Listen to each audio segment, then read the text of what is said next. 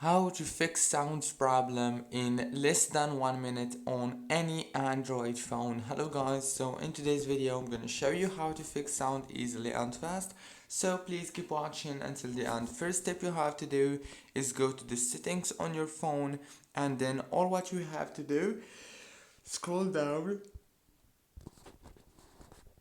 go to system, and then go to the software update, and make sure to update your software to the last version.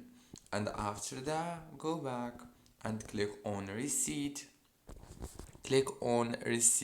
all settings, and then go back, and this time go to sounds, and make sure to disable the silent mode like this.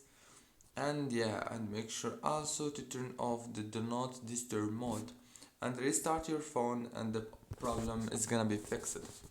Don't forget to like, subscribe. Thank you for watching.